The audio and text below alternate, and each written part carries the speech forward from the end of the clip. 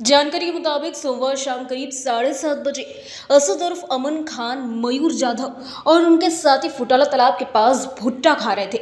इसी दौरान भुट्टा लेने गए मयूर का लाला पांडे और उसके साथियों से विवाद हो गया।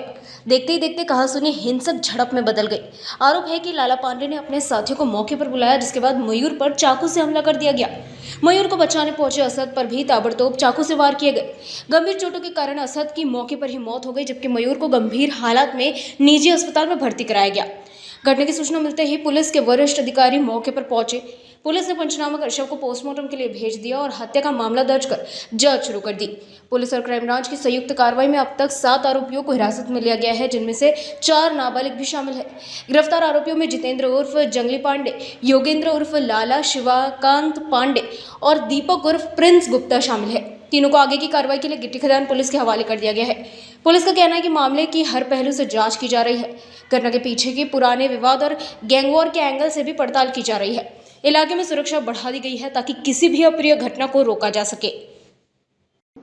पोलीस ठाणे गिट्टी खदान हद्दीमधील फुटाळा तलावाजवळ जे भुट्टे विक्रेते आहेत तिथे जखमी अमन उर्फ असद खान आणि मयत अमन उर्फ असद खान आणि त्यांचे मित्र मयूर जाधव व इतर त्यांचे मित्र असे बसले होते भुट्टे खात। आणि त्यावेळेस मुख्य आरोपी योगेंद्र उर्फ लाला पांडे ह्या तिथील भुट्टे विक्रेत्याकडे आलेला होता आणि तेथेच लाला पांडे आणि मयत आणि जखमींमध्ये तात्कालिक वाद होऊन तिथे त्यांचे शिवीगाळ आणि हाणामाऱ्या चालू झाल्या।